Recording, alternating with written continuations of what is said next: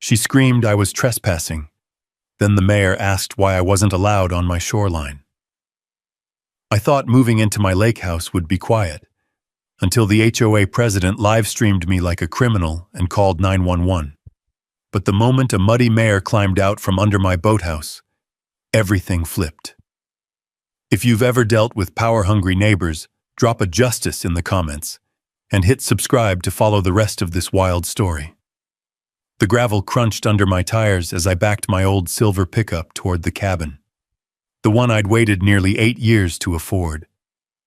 Lone Pine Lake shimmered in the early Montana sun, calm as a held breath. The air smelled of wet cedar, cold earth, and the promise of a new start. I'd driven all night from Billings with nothing but coffee, country radio, and the quiet hope that this little slice of shoreline would finally give me the peace I'd been chasing. I stepped out, boots sinking into the soft dirt.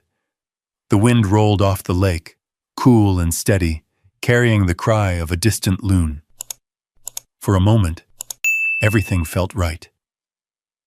My lake house, weathered timbers, stone chimney, rust-red metal roof, sat proud against the water like it had always been mine. I walked around to unstrap the dolly, already thinking about where I'd put the coffee maker inside. Then I heard it, a sharp heel clack on asphalt, a dramatic inhale, the sound of a phone camera clicking on. "You there! Stop right where you are!"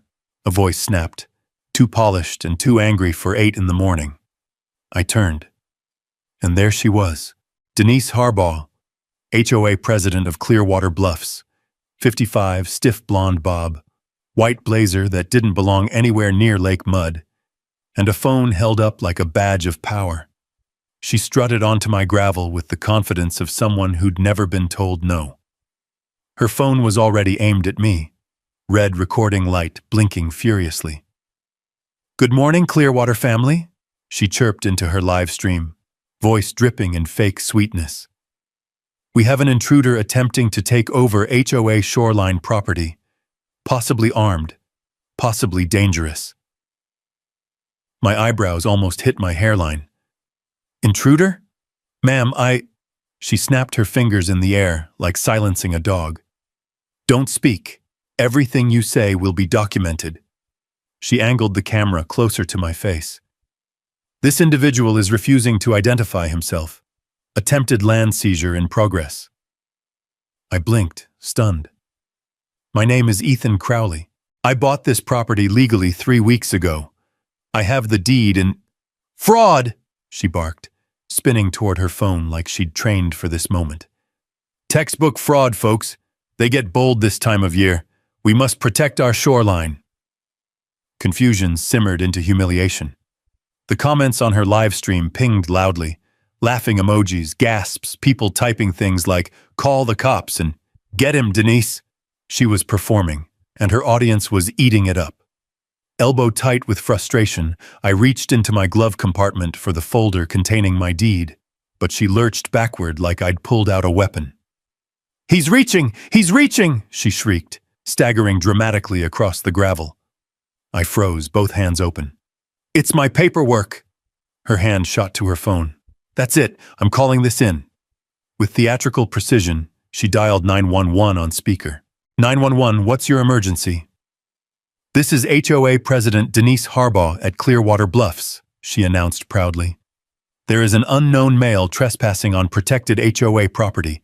He's refusing to leave and acting aggressively. Send units immediately." I felt the heat rise in my chest. Aggressively? I'm literally standing still. She tilted the phone away from the dispatcher and whispered loudly enough for her stream to hear. "This is what dangerous trespassers always do.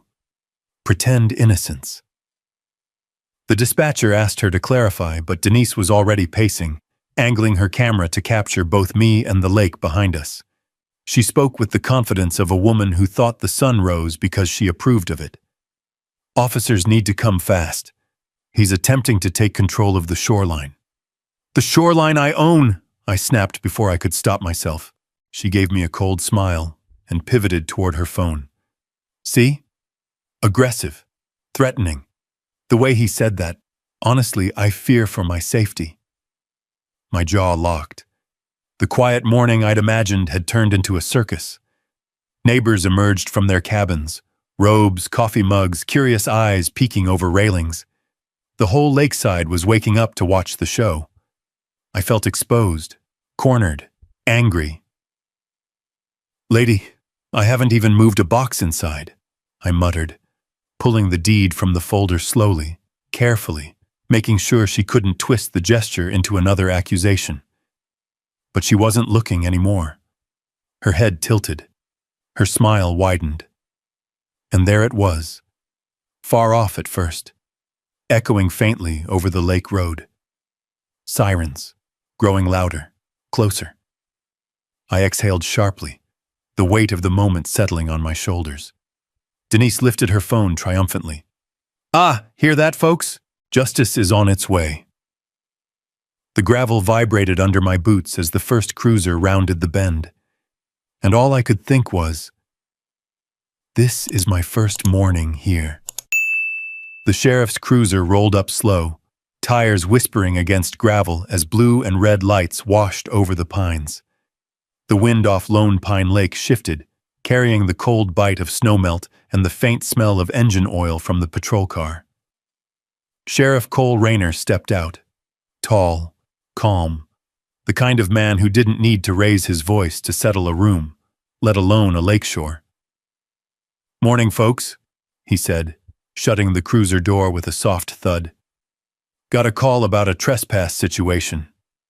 Before he even finished the sentence, Denise Harbaugh shoved her phone at him like it was a search warrant. "Sheriff, thank heavens. This man is threatening our community and attempting to seize protected HOA shoreline." Cole lifted a hand, steady as bedrock. "Let's slow down, one at a time." She didn't slow down. She pushed forward, waving her phone so close to his chest, I was sure she could read his pulse. "He's aggressive. He's refusing to leave, and I believe he is armed." I nearly choked. "Armed? I don't even have a screwdriver on me." "Sheriff!" she snapped without looking at me. "He reached for something." "That was my deed," I said, holding the paper folder up by its corner, careful and deliberate, "which I'm sure you'll want to see." I didn't miss the way the sheriff's eyes flicked to it. He nodded once. "We'll get to that." Then to Denise. "Step back a bit. Let me talk to him." Neighbors edged closer, robes rustling, screen doors creaking, coffee mugs steaming in the crisp air. Every porch became a witness stand. Every breath from the crowd added a layer of pressure. Cole turned to me. "Sir, name?" "Ethan Crowley," I said, trying to keep my voice from shaking out of sheer disbelief. "New owner of this property." "He's lying," Denise declared. "You can tell by the tone." Cole ignored her. "You got identification on you?" he asked. "Yes, sir," reaching slowly. I pulled my wallet out, handed over my ID. His eyes scanned it. The breeze carried ripples across the lake, skipping like tiny flashes of silver under the morning sun. It should have been a peaceful sight. Instead, it felt like a judge waiting to deliver a verdict. Cole nodded. "All right, Mr. Crowley. And you said you bought this place?" "I did. Legally. Through the county surplus sale." I held out the deed again. Before he could take it, Denise darted between us like a territorial goose. "Sheriff, please. His documents are fraudulent. This cabin has been under HOA control since 2008. We use the shoreline for community events. There's no possible way he owns it." Cole looked at her the way a man looks at a yapping dog he's trying not to kick. "Ma'am, step aside." Calm. Final. But she didn't budge. If anything, she stood taller, chest out, chin tight with righteousness. "He is a danger, Sheriff. I have 47 people watching live who saw everything. He's hiding something. Look at him, sweating." "I'm sweating because you won't let me breathe," I muttered. "Tone, Sheriff. Did you hear the tone? Aggressive." Cole exhaled through his nose like he'd done this too many times. "Ma'am, I'm handling it." Then it came. A deep, hollow thud, like something heavy striking a wooden beam. We all froze. The sound had come from the boathouse, just beyond the dock, nestled over the water like an old wooden sunroom. The lake lapped quietly underneath it, but the thud had cut through the morning like a stone dropped into still water. Another thud. Slow. Measured. Denise's eyes went wide. "Oh! Oh! He has accomplices!" I stared at her. "Accomplices? Are you kidding?" "Sheriff, he's hiding someone, or something. That building isn't even permitted by the HOA. It's probably a criminal hideout." "It's a boathouse," I said, "and it came with the deed." Cole's hand moved to his duty belt, not drawing anything, but resting carefully, the way an experienced lawman prepares for unknowns. "Ethan, anyone supposed to be inside that structure?" "No, sir. I haven't even unlocked it yet." The sheriff flicked his gaze between us, then toward the boathouse door. The structure stood quiet again. Old cedar planks, patched roof, a brass padlock that looked older than me. Then the wall moved. Just a tiny shift, enough that a sliver of sunlight flashed along the seam of the siding. Cole stiffened. Neighbors gasped. Even the lake seemed to hush. "What was that?" someone whispered from a porch. A third thud answered, heavier this time. Dust drifted from the rafters. A loose board rattled like a warning. Denise stepped behind the sheriff, clutching her phone with white knuckles. "Sheriff, this is exactly what I warned you about. He's hiding a squatter, or a fugitive, or—" "You need to be quiet," Cole said sharply, and for the first time she listened. The gravel under our feet vibrated with a faint rhythm. Deliberate, purposeful. Footsteps. Heavy boots hitting wooden stairs under the boathouse floor. I swallowed hard. I didn't even know there was a basement. Cole nodded once, low and focused, like a man preparing to walk into a dark barn with something breathing inside. "All right, everyone back up." Neighbors retreated toward their yards. Denise scrambled behind her SUV, filming from a safer angle but still narrating like she was discovering Bigfoot. Cole stepped toward the boathouse. "This is Sheriff Rayner. If someone's in there, announce yourself." Silence. Then, a low scraping sound, like metal dragging across concrete. My pulse hammered. The sheriff took another step. The hinge groaned. A hidden hatch, one I'd never seen on the boathouse floor, swung upward.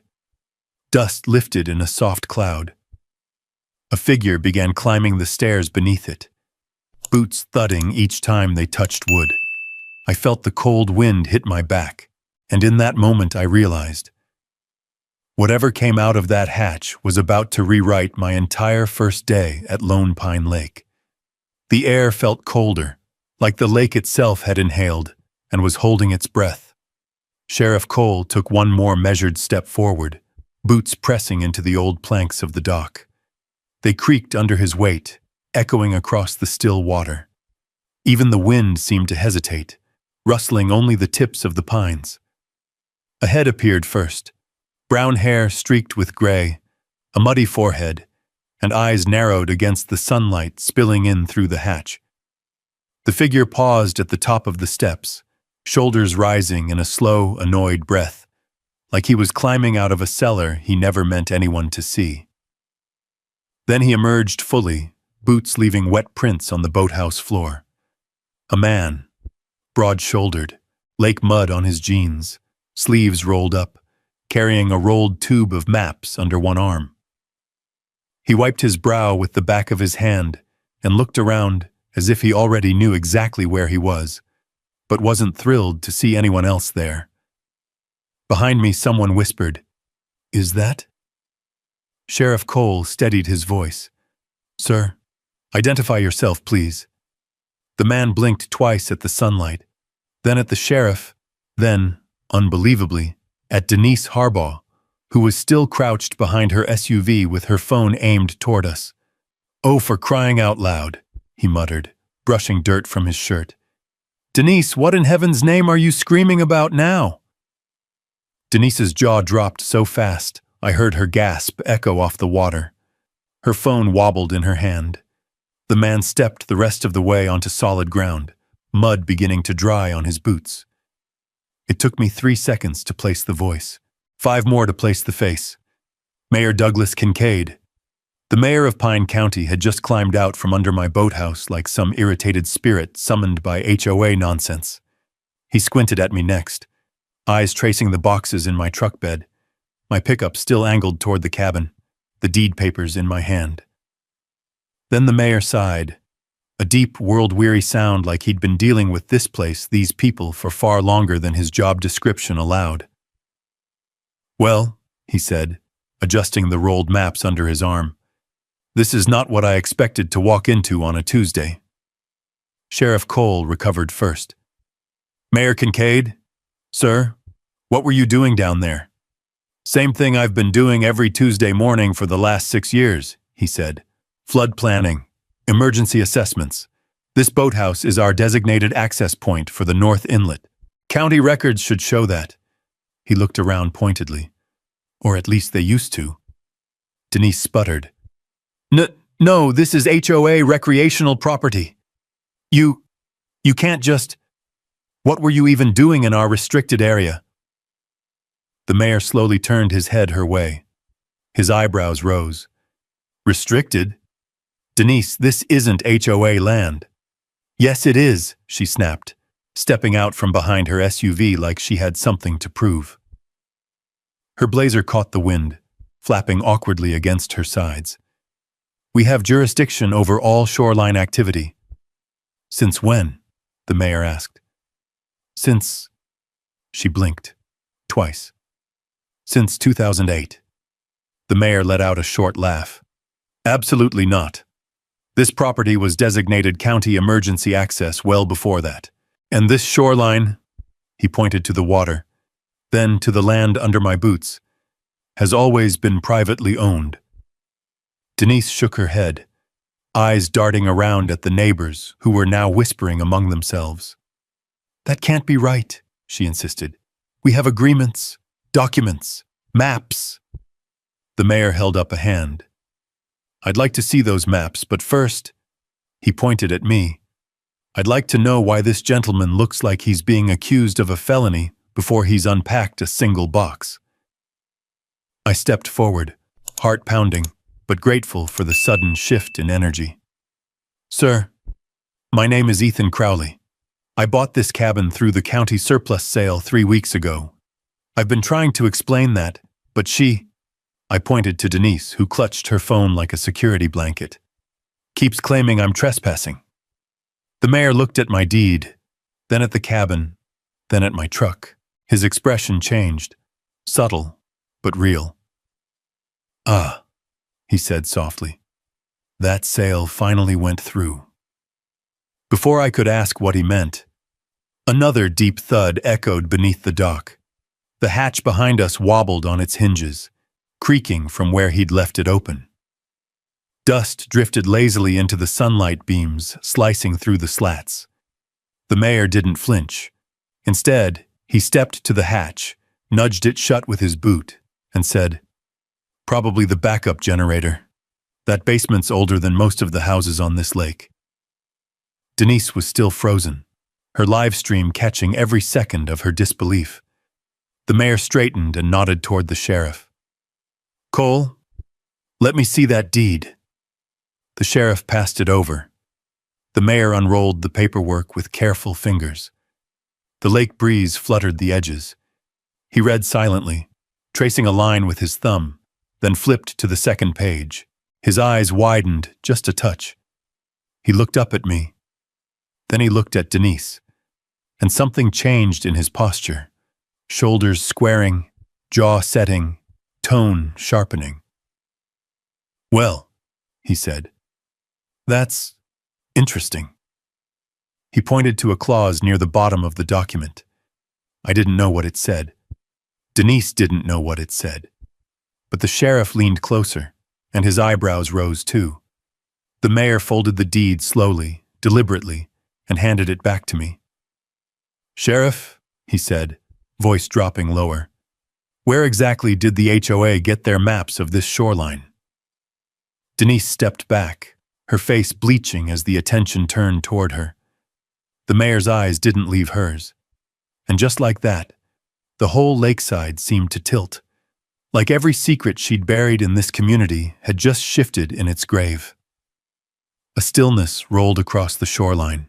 Even the wind seemed to pause, gathering itself in the treetops before sliding down again in a slow, chilled breath. Sunlight flickered through the branches, flashing across the boathouse windows like a warning.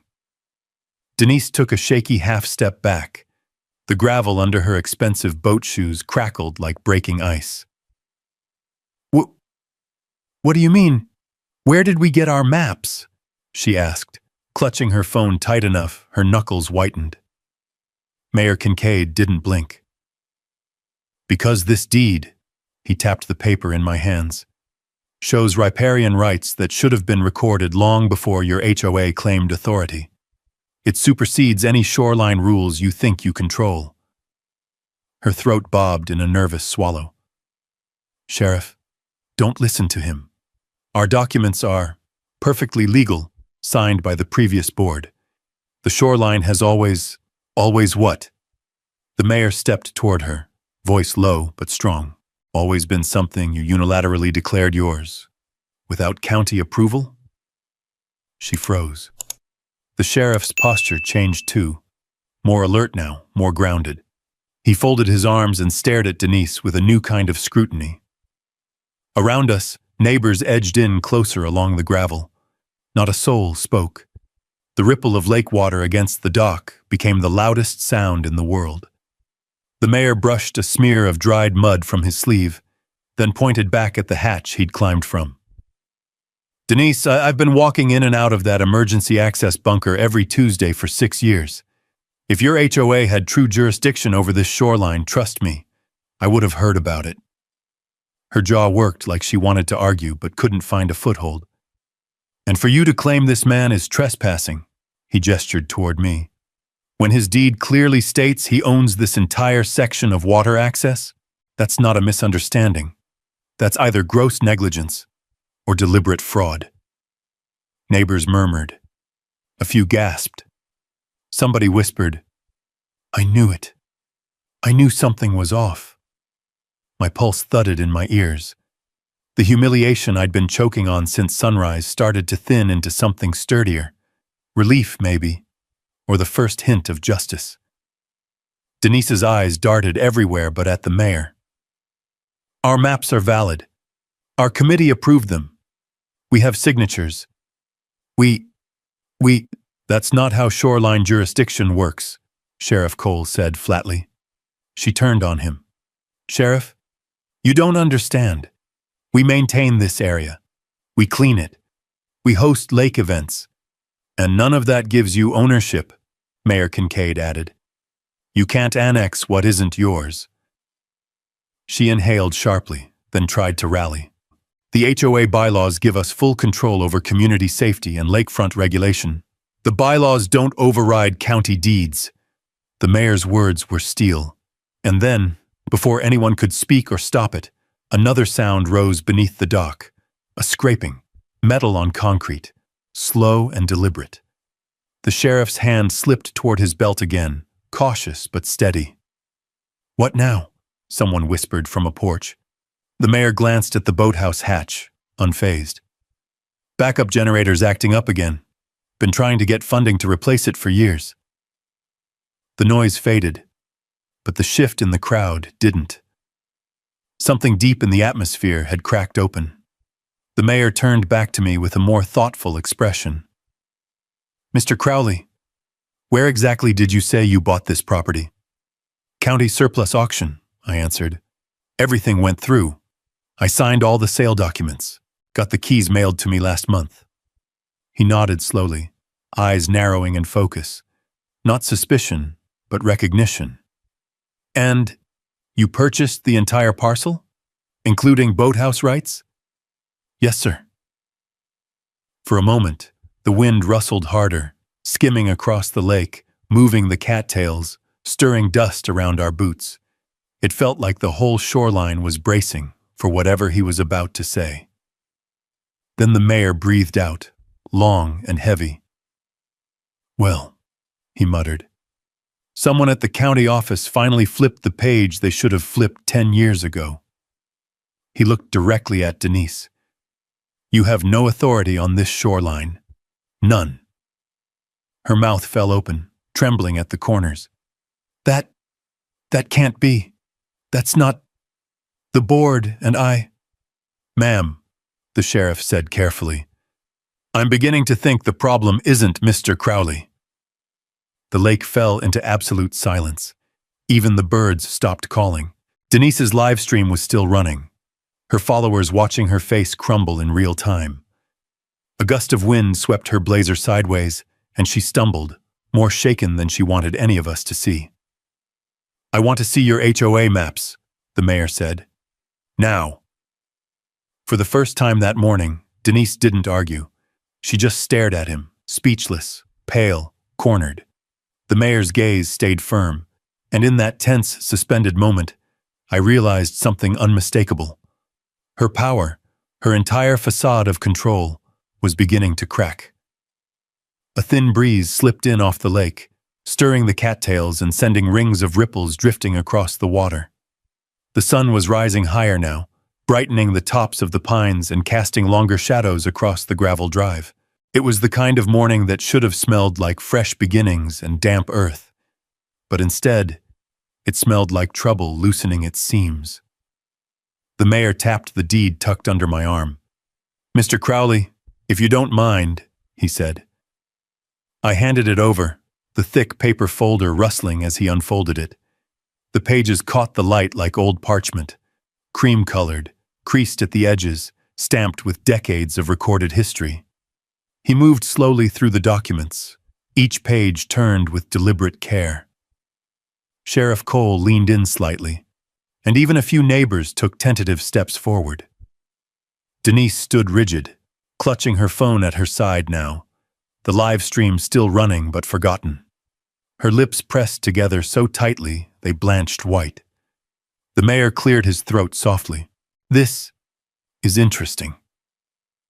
He flipped to the second page, my purchase receipt, then the annotated map the county clerk gave me, then the older copies I initially thought were just historic filler. But now, looking at his expression, I understood they were a lot more than filler. He tapped one corner of the map. "Here," he said, pointing to a hand-drawn boundary line from 1978. "This shows the cabin parcel includes not just the boathouse, but the entire 40-yard band of shoreline, all the way to the natural rock break near Pine Bend." I nodded. "That's what I understood when I bought it." "Right," the mayor murmured. "But the HOA filings show a different set of boundaries. Boundaries that these older maps never recorded, approved, or referenced." He flipped faster now, more urgently, but still careful not to tear the aging pages. "These are original county survey files," he said. "Stamped, notarized, archived. They're the backbone of every shoreline deed for Lone Pine Lake." He held up one of the older maps for the sheriff to see. Dust sparkled off the surface in the sun. Cole whistled under his breath. "Haven't seen one of those in years." The mayor nodded. "And here's the thing. These were never amended, never transferred to HOA jurisdiction. These rights," he turned to face me directly, "these rights stayed with the property. They stayed with the owner. They're yours." I felt something loosen in my chest, like a knot I'd been carrying for hours finally easing. Denise stepped forward, voice cracking. No, this isn't right. Our HOA maps say..." "Where did your HOA get those maps?" the mayor asked again, sharper this time. She faltered. Well, our previous board president. He handled all that. The shoreline was marked as communal decades ago." The mayor stared at her with the patience of a weary schoolteacher. "Denise," he said, Your HOA wasn't formed until 2008. Her mouth opened, but no sound came out. The neighbors murmured again, louder now. Someone whispered, "I knew she made up those dock fees." Cole shifted his weight. "Ma'am, you willing to show me these maps of yours?" Denise stiffened like he'd asked her to confess to a crime. "They're at the office, under lock and key. Board access only." "Interesting," the mayor said quietly. "County property maps aren't supposed to require board access. They're public documents." She swallowed hard. The wind picked up, rustling the papers in the mayor's hands and sweeping a swirl of dust across our feet. The lake had shifted tones too. Less calm silver, more tense gray, the way water looks before a storm despite the clear sky. The mayor held the deed out toward me. "Mr. Crowley, you should keep this safe. It's more powerful than any HOA bylaw." I took it back, hands steady now. Denise's facade cracked deeper. "You don't understand," she snapped, regaining some of her bluster. "We have been running this community for years. We have bylaws. We have rules." "But you don't have jurisdiction," the mayor said, cutting her off cleanly.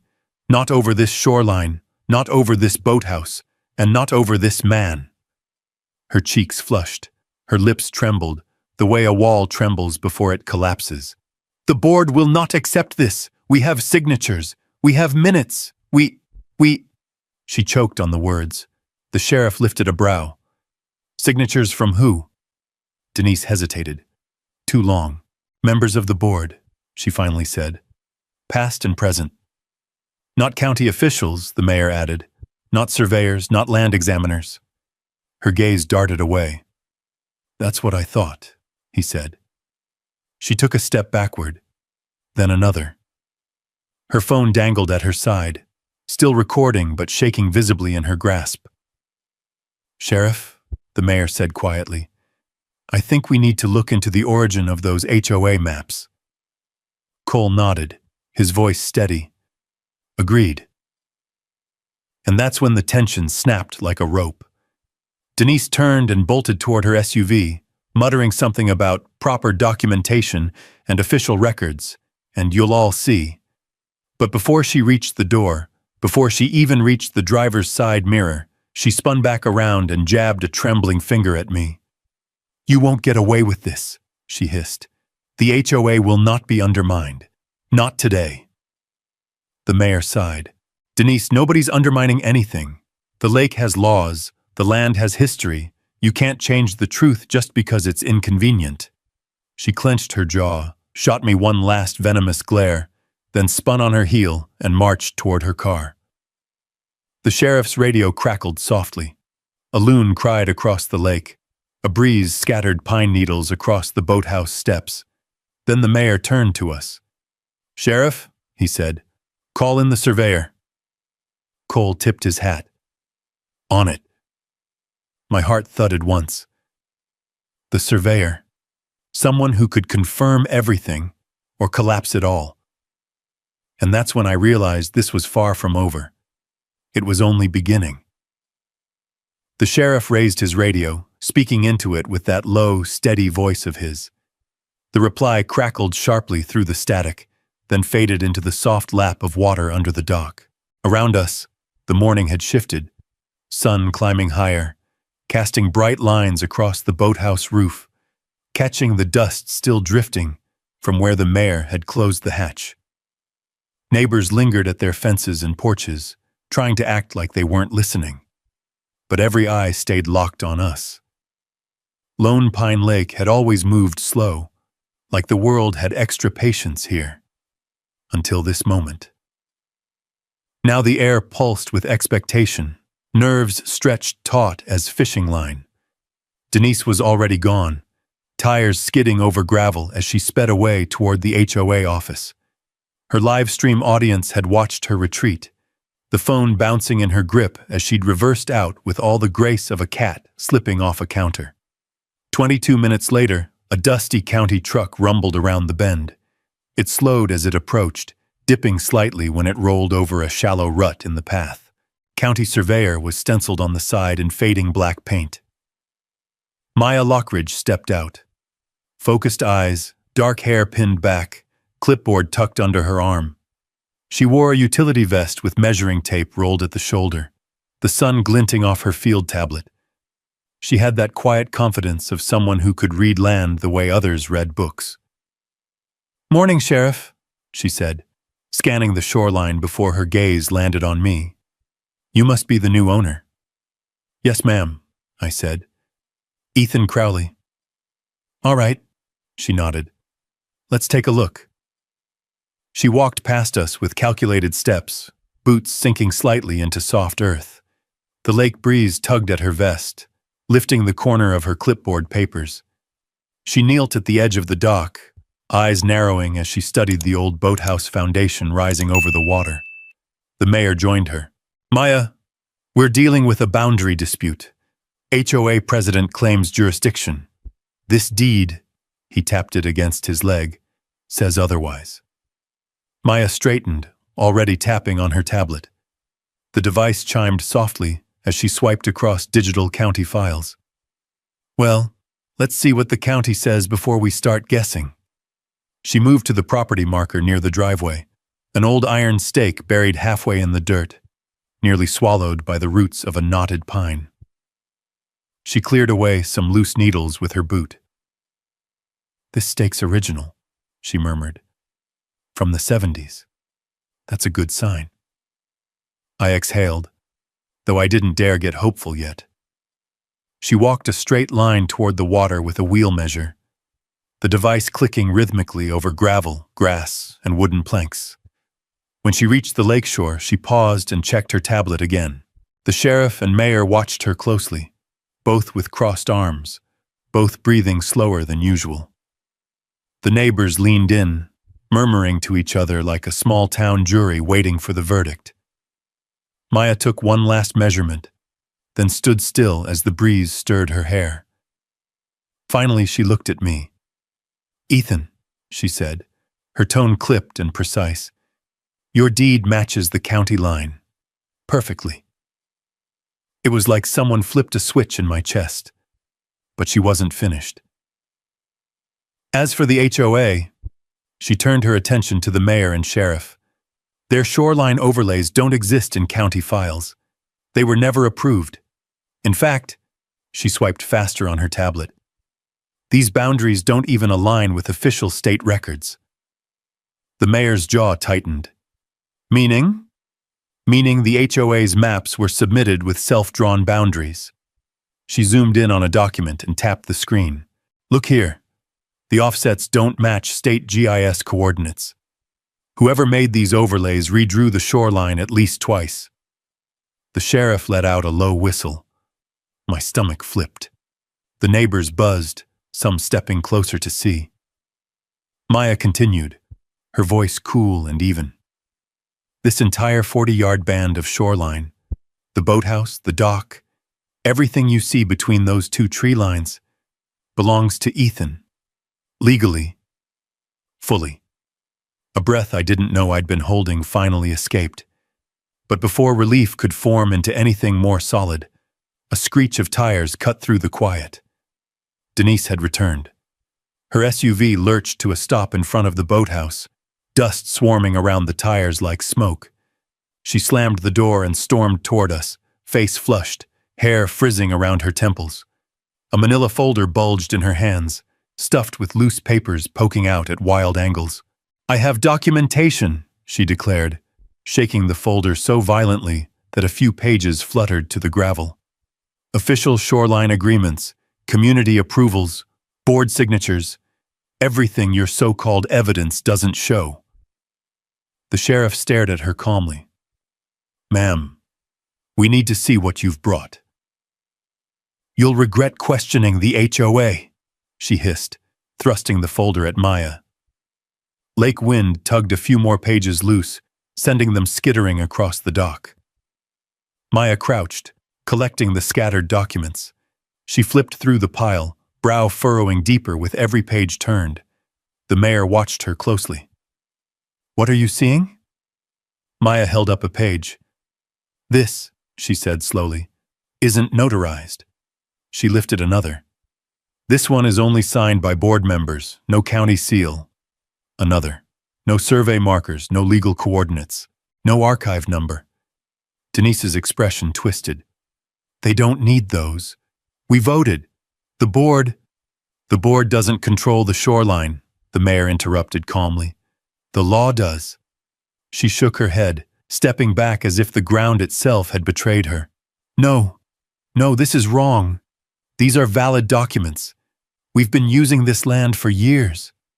"For 7 years," Maya corrected softly. "Without authority."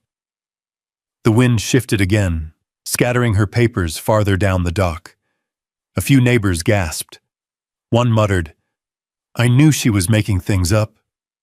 Sheriff Cole closed the distance between them. "Ma'am, we're going to need you to stop interfering with the survey." But she barely heard him. Her eyes locked on her own papers, paper shields she'd once used to control this neighborhood, now nothing more than flimsy, unverified sheets blowing across the shoreline.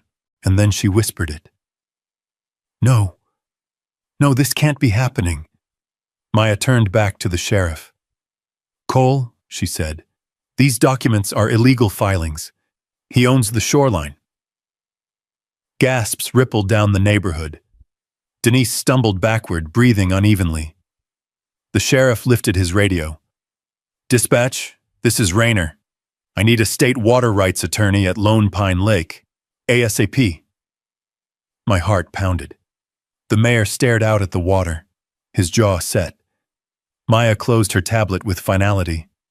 And Denise, hands trembling, looked like a queen watching her crown slip into the lake. The breeze picked up again, running a cold finger across the back of my neck. Pine needles skittered across the boat ramp. A loon called out from the far cove. The sound stretched thin and lonely, as if the whole lake sensed something had shifted here. Something heavy. Sheriff Cole stepped closer to Denise, boots crunching on the gravel, his voice steady but firmer than before. "Ma'am, I'm going to need you to hand over any and all HOA documentation involving shoreline boundaries." Denise blinked fast, almost frantic. No, you don't understand." She fumbled with the manila folder, pulling out more papers, shoving them into the air like a magician performing a trick she no longer believed in. "We have agreements, signatures. The board approved everything unanimously." Maya took a step forward. "Denise, the board can't approve what the county never approved." "But we had meetings," she cried, voice rising in a desperate, cracking pitch. "We had votes. We held a ceremony at the marina to mark our authority." "The law doesn't care about your ceremonies," the mayor said sharply, adjusting the rolled flood maps under his arm. Denise flinched. She knelt down suddenly, picking up stray papers that had blown loose. Her fingers trembled as she gathered them. A few caught on the dock planks, flapping in the wind until she tugged them free. One page tore at the corner. Another slipped into the water and floated away. She stared at it, horrified, as the ink blurred into unreadable streaks. It was symbolic somehow. Everything she'd built slipping right through her hands. Terry Mullins, the HOA treasurer, edged out from behind a pine tree where he'd been hiding since her first meltdown. He looked like he wanted to be anywhere but here. "Denise," he said quietly, "maybe we should let them—" "Don't speak," she snapped, voice sharp enough to cut bark. "Not now." He shut his mouth and backed away. Neighbors exchanged looks. Some whispered. Others folded their arms. The realization dawning that their HOA wasn't a shield.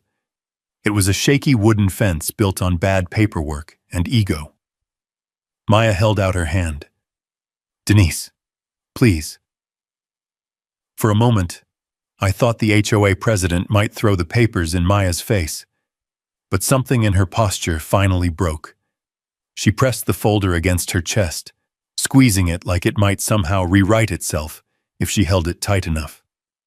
Then, with a shaky breath, she pushed it toward Maya. "Fine," she muttered. "Here, look. You'll see I'm right. Maya opened the folder slowly. The wind flipped a few pages, and she pinned them down with careful fingers. The sheriff, mayor, and I stood close enough to hear every rustle. The top page, unnotarized signatures. The next, a crudely drawn map of the shoreline with boundaries scribbled in marker. The next, a memorandum typed on HOA letterhead with no legal stamp. The next, handwritten notes about shoreline events permissions dated years before the HOA existed. Then another, and another. It was a stack of papers dressed up as authority. Nothing more. Maya exhaled softly. Denise, these documents aren't real filings. The HOA president's face crumpled. They are. They must be. Judge Wentworth said. She stopped abruptly. The sheriff's head turned. Judge Wentworth, he repeated. As in, Harrison Wentworth? Denise swallowed. Hard. My husband. The mayor's brows shot upward. Well, that complicates things. Something cold slid down my spine. Maya closed the folder. These aren't just invalid. They're illegal filings. You submitted them as if they were county approved. Denise shook her head wildly. It wasn't me. It was Harrison. He said he could handle it. He said the county wouldn't bother us. Harrison's a circuit judge, the sheriff said. He should have known better. He did know better, she snapped. Too loud, too raw, too revealing. And right there, her mask shattered.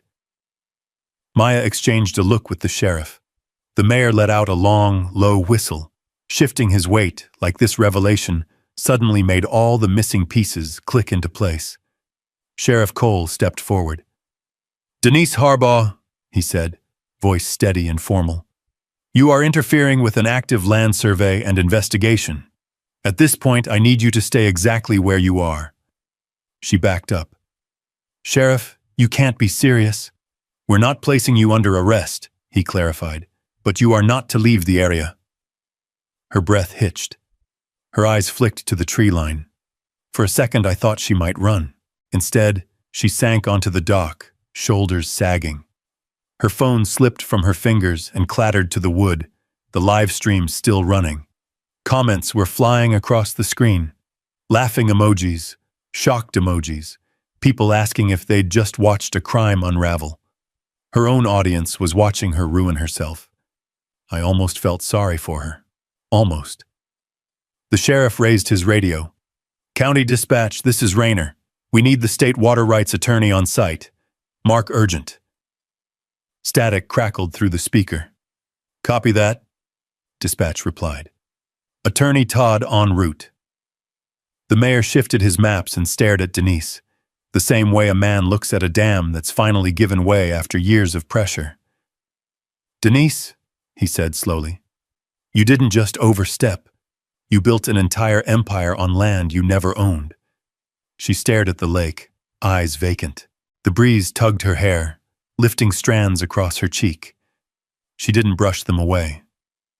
Maya stood and turned to me, her expression steady but heavy. This is going to get worse before it gets better, she said quietly. The attorney will confirm everything. And when she does, the HOA... She glanced back at Denise. It won't survive this. I looked out at Lone Pine Lake. The surface shimmered, bright and cold beneath the morning sun. The water lapped softly against the dock, gentle, rhythmic, unbothered by the chaos unfolding above it. But all I could think was, this wasn't the lake I'd expected. It was something deeper, older, and full of buried truths that were finally clawing their way to the surface. The wind rolled in from the north, colder now, lifting ripples along the lake like fingers brushing over glass. It carried the smell of pine sap and damp earth, sweeping across the shoreline and rustling the loose papers Denise had scattered. A few neighbors stepped back instinctively, as if the shift in the air warned of something heavier coming. The sheriff lowered his radio just as a silver SUV with state plates rounded the bend. It moved with purpose. No hesitation, no weaving. Just a steady approach that kicked dust into the sunlight trailing behind it. The SUV pulled to a smooth stop in front of the boathouse. A door opened, and Rachel Todd stepped out. Crisp charcoal suit, brown hair pinned professionally at her collar, eyes sharp enough to cut through fog, a leather folder tucked under her arm. She carried herself with the confidence of someone who had spent years in courtrooms dismantling lies, one sentence at a time. "Morning," she said to the sheriff, shaking his hand. "You said we had boundary disputes. Illegal filings?" "Yes, ma'am," Cole replied. "We've also got the mayor involved and a potential fraudulent attempt by the HOA. Rachel nodded once, then scanned the scene. The boathouse, the hatch, the lake, the neighbors pretending they weren't eavesdropping. Her eyes landed on me last. "You must be Mr. Crowley." "Yes, ma'am." "Let's see your deed." I handed it over, feeling the familiar weight of the thick paper leave my grip. The breeze caught the edges, pulling slightly, until Rachel steadied them. She read quickly, too quickly for someone who wasn't deeply familiar with land rights documents. Her brow tightened. She flipped to the next page, then the next. "This is the original shoreline deed from 1978, she said, tapping the stamp near the top. "It hasn't been modified. The riparian rights were grandfathered in, and the county surplus sale transferred everything legally to Mr. Crowley." Denise inhaled sharply. Rachel continued. "This supersedes any HOA claim." Denise stepped forward, shaking. No, you don't understand. We have maps, real maps, our board approved." Rachel held up a finger, silencing her without raising her voice. "Show me." Denise paused, then thrust her folder at Rachel with a trembling hand. The manila edges were bent, corners ragged. Papers inside bulged outward, as if stuffed in haste, hoping quantity would mask their lack of quality. Rachel opened the folder. A gust of wind rustled the papers, and she pressed a palm against them to hold them still. Her eyes scanned the first page. They narrowed. She flipped to the next. Then to a cluster of loose sheets, handwritten notes, unnotarized diagrams, minutes from HOA meetings. Finally, she lifted her gaze. "Mrs. Harbaugh, these are not legal filings." "They are," Denise insisted. "Those documents, those signatures, they're all valid." "No." Rachel's voice was calm, but iron-backed. "Board votes and internal agreements don't alter county property lines. Only the state can approve boundary changes. And none of these were submitted. None were stamped. None were recorded." Denise's breath hitched. "My husband said—" "I'm aware of your husband," Rachel said, eyes locked onto hers.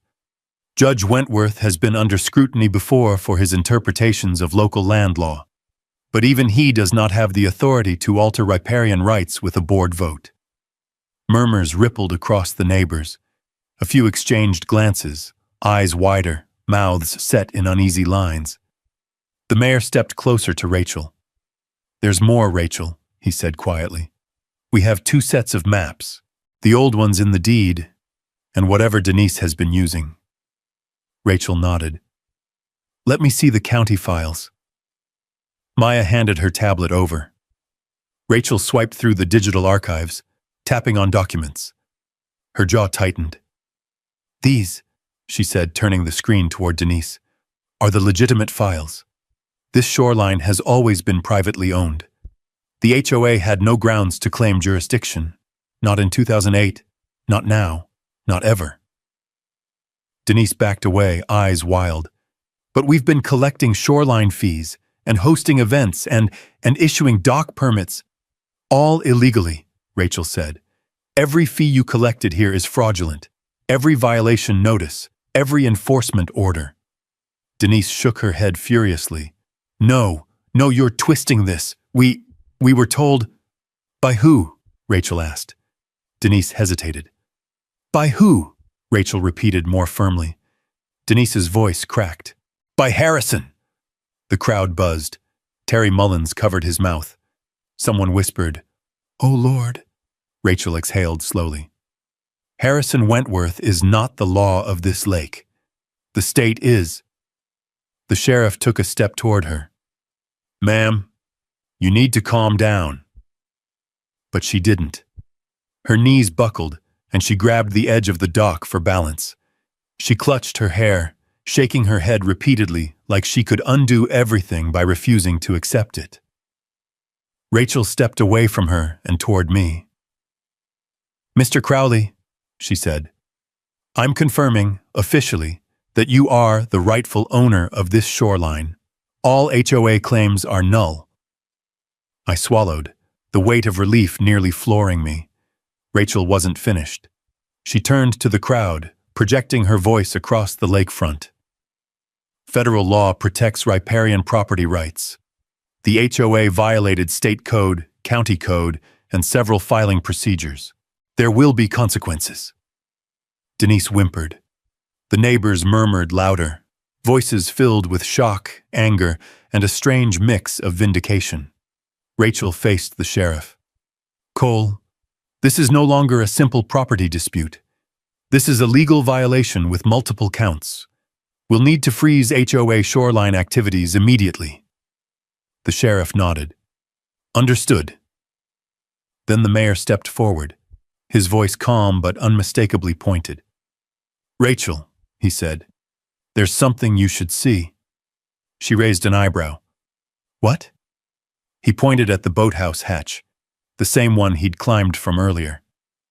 "It concerns the original county maps, and why they were never updated." Denise's eyes widened in horror. Rachel's expression shifted into something sharper, more focused, a lawyer scenting a deeper truth below the surface. "What's under that hatch?" she asked.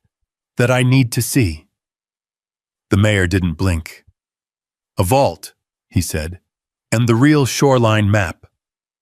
A hush fell so heavy it seemed to settle over the entire lake. "Show me," Rachel said. The mayor moved toward the boathouse. The sheriff followed. Maya followed. I froze, breath caught in my chest. And behind us, Denise whispered, broken, "No, not that. Not the vault." But it was too late. The truth was waiting, and we were going down to find it. The boathouse suddenly felt heavier, like the whole structure was holding its breath with the rest of us. The lake outside rippled slowly, sunlight dancing across the surface as if nothing unusual was about to happen. But inside, the air had shifted, colder, denser, like secrets were woven into the wooden beams themselves. The mayor stepped onto the dock first, his boots thudding solidly as he approached the hatch. Sheriff Cole followed, hand hovering near his radio, but not out of fear, more out of caution, the same way a man might approach a barn with a strange noise inside. Rachel Todd came next, her expression sharpened into pure concentration. Maya stayed close behind her, tablet pressed against her hip. I hung back a step, suddenly aware of how surreal all this was. I'd come here to move boxes, not plunge into forgotten county tunnels to uncover 50-year-old truths. The mayor knelt at the hatch and lifted it with a practiced grip. The hinges groaned, dust lifting in a soft cloud that shimmered in the sunlight, slanting through the boathouse windows. A staircase led down, a narrow set of wooden steps disappearing into dimness. The air rising from below smelled of cold concrete, old metal, and time. Rachel peered down. "What exactly is this?" "County flood planning bunker," the mayor said. "Built in the 70s after a major storm nearly wiped out the western shoreline. We used it for decades. Emergency storage, map records, hydrology charts, everything." "And you still use it?" Maya asked. "Yes," he replied. "Every Tuesday morning." I blinked. "I bought a house with a county bunker under it." The mayor shrugged. "It came with the property, always has." Sheriff Cole grunted. And somehow the HOA missed that. The HOA ignored a lot of things. the mayor said, shooting a pointed look at the trembling figure of Denise still sitting on the dock, hunched over like her spine could fold in half from the weight of her crumbling authority. Rachel motioned toward the stairs. "Show me the vault." The mayor descended first, boots tapping deliberately down the wooden steps. Rachel followed, steady and fearless. Maya went next, tablet tucked under her arm like a modern lantern. Sheriff Cole looked back at me. "Coming?" I nodded, taking a deep breath. The wood creaked gently under my boots as I followed them down into the dim. The temperature dropped with each step, cooler, quieter, the kind of stillness you find in old libraries or forgotten churches. When we reached the bottom, my eyes adjusted to find a concrete room with low ceilings and thick support beams. Old metal shelving lined the walls, holding dusty binders, marked tubes of rolled maps, and boxes with fading county labels. A single industrial bulb flickered overhead, casting long shadows across the bunker floor. Rachel scanned the room. "Where's the vault?" The mayor pointed to the far wall. There, half hidden behind a line of old sandbags, sat a reinforced metal cabinet bolted into concrete. The door was thick, steel gray, with a mechanical lock mechanism that looked older than all of us combined. "That," the mayor said, "has the original shoreline survey, the one that predates every HOA, every developer, every attempt to redraw this lake." Maya exhaled. "If that map matches Ethan's deed—" "It will," the mayor said. "I've seen it." Sheriff Cole stepped forward. "Then let's open it." The mayor spun the lock with slow, practiced movements. Metal clicked in steady rhythm, left, right, left, until the mechanism clanged softly and released. The door groaned open, cold air brushing past us like an exhale from decades past. Inside were only 3 items: a sealed tube, a leather-bound logbook, and a laminated warning sign that read, "Original county records, do not remove." The mayor retrieved the tube and handed it to Rachel, who unscrewed the cap carefully. She slid the map out onto a flat table near the wall. The paper was thick, yellowed at the edges, but perfectly preserved. Maya grabbed her tablet. Rachel placed the map under the bulb. We all leaned in. There it was. The lake, the shoreline, the property lines, drawn with precision, stamped with the state seal, signed by the original county surveyor, and unmistakably clear. My parcel wasn't just a thin slice of lakeside. It was 40 yards of protected riparian access. The boathouse, the dock, the bunker, everything laid out in ink that hadn't faded a bit. Rachel nodded slowly. "This is definitive." Maya compared it to her digital files. "It matches the county archive exactly." The sheriff blew out a breath. "Well then, that settles that." The mayor's eyes narrowed. "And more importantly, look here, on the west side." He pointed to a boxed area shaded lightly in red. "That," he said, "is the land currently occupied by the HOA clubhouse." Rachel's eyes widened. "The clubhouse is built on an easement?" "An emergency flood easement," the mayor replied, "which means construction there was prohibited. They had no right to build on it, and they certainly had no right to charge residents for access." Maya tapped her tablet rapidly. "This lines up with the irregularities in the HOA's filings." Rachel lifted her gaze, calm but certain. "This is enough for immediate injunctions," she said. "The HOA is in violation of state land use law, county code, and riparian protection standards." Cole nodded. "Looks like I'll be making a call." Maya added softly, "And Ethan, this map proves your ownership beyond any doubt." I exhaled, slow, heavy, releasing the knot I'd carried since sunrise. But above us, a sudden sharp cry drifted down through the hatch. It was Denise. "No, no, you can't do this!" she screamed. "You can't ruin everything!" Sheriff Cole climbed the steps first. Rachel followed. Maya and the mayor went next. I ascended last, heart pounding.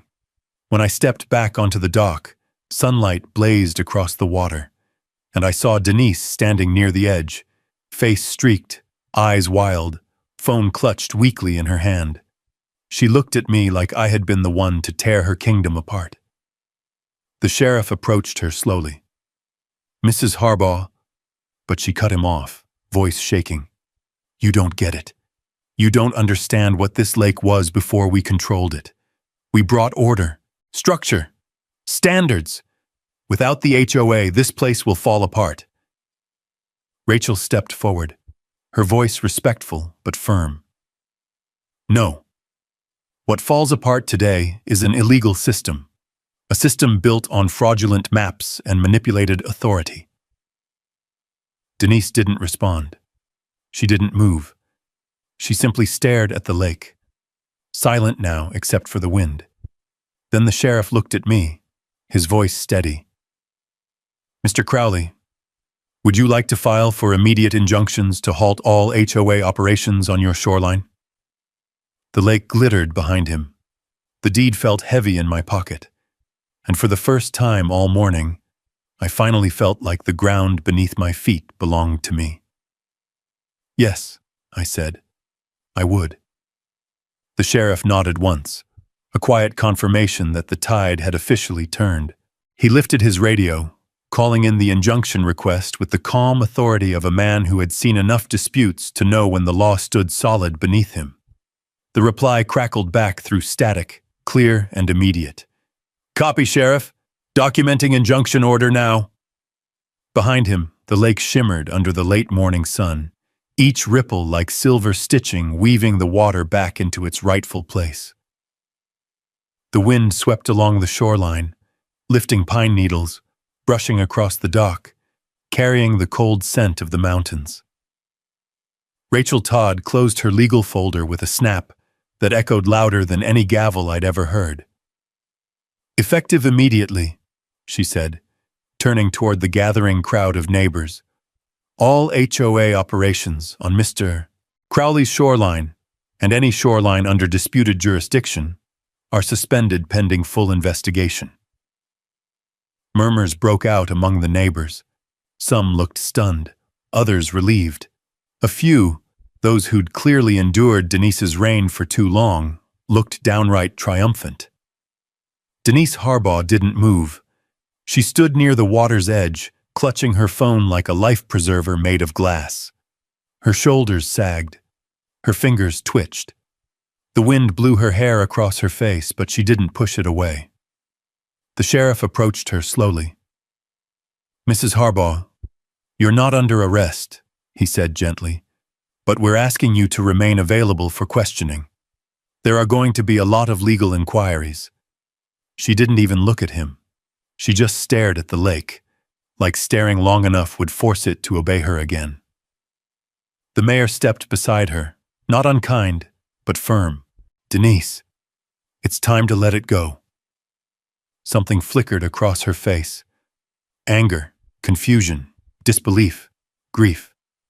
7 years of control slipping through her fingers like sand.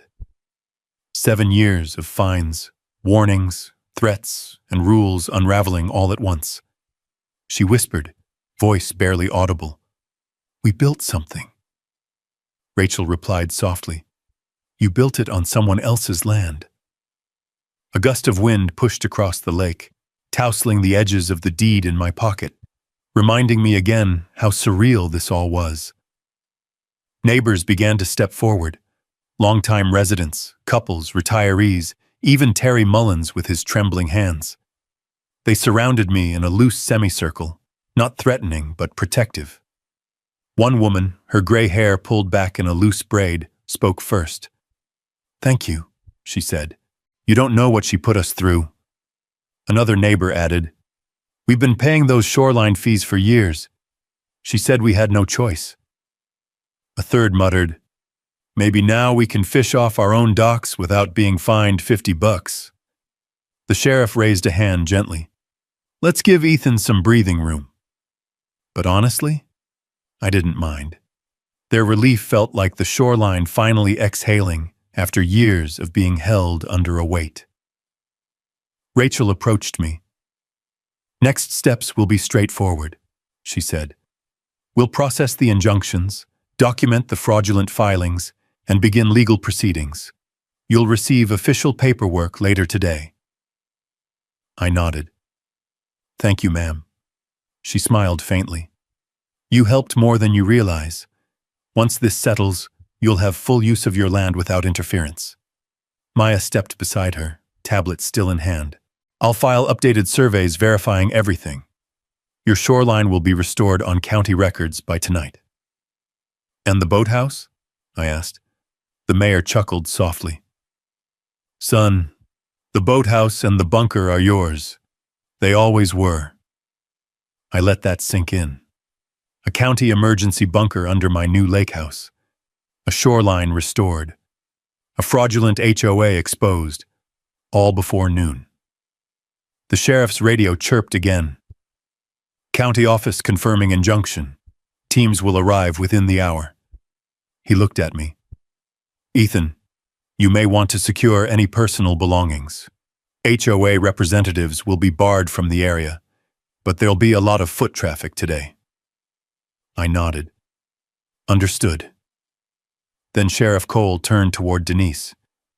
"Ma'am, for now, I need you to step back from the shoreline." She blinked, dazed. "This was my community." "No," the mayor corrected gently. "It belonged to the lake and the people, not the board." She broke then, not loudly, not dramatically, just a silent collapse of pride, shoulders folding inward, eyes losing their shine. Terry finally gathered the courage to stand beside her. "Denise," he said softly, maybe we should go." She didn't answer, but she let him take her arm. The sheriff escorted them to her SUV, not as a criminal escort, but as a weary man guiding someone who had finally met the edge of her own making. The door shut with a dull thud. The engine started, and for the first time in years, according to every neighbor watching, the lakefront felt light. Rachel handed me a business card. "Call me if anyone from the HOA threatens, pressures, or contacts you. They're going to be busy dealing with this mess, but still." "I will," I said. Maya smiled, adjusting her vest. "I'll come back later to help you remark the property line." The mayor clapped a hand on my shoulder. "Son, you've done this community a service, more than you know." I glanced out over Lone Pine Lake. The water glimmered, clear and peaceful again. A breeze hummed softly against the dock beams. Boats rocked gently at their moorings. For a long moment, it felt like the land itself was thanking me. The sheriff approached me one last time. "You settled in yet?" I laughed, short, tired. "I haven't even unpacked." "You've earned the right to," he said. As the officials spread out to secure the area, the neighbors began drifting back to their homes, some shaking their heads, some smiling, some whispering with excitement about the downfall of the once unstoppable HOA. I took one slow breath, then another, and then I turned toward the boathouse to close the hatch we'd opened. As I pulled it shut, the light from below flickered once, catching the edge of something behind the beams, something metallic, something I hadn't noticed before. A small, square door recessed into the wall, no bigger than a bread box. It had a keyhole, and a tag half buried in dust that read, "Secondary compartment, authorized access only." I stared at it. The lake breeze whispered behind me. This place still had secrets, and somehow I had become the keeper of all of them. If you've ever stood your ground against someone abusing their authority, drop a justice in the comments so I know I'm not alone out here. And if you want to ride with me through the next fight for land, dignity, and simple American fairness, go ahead and hit subscribe. I'll save you a seat on the porch.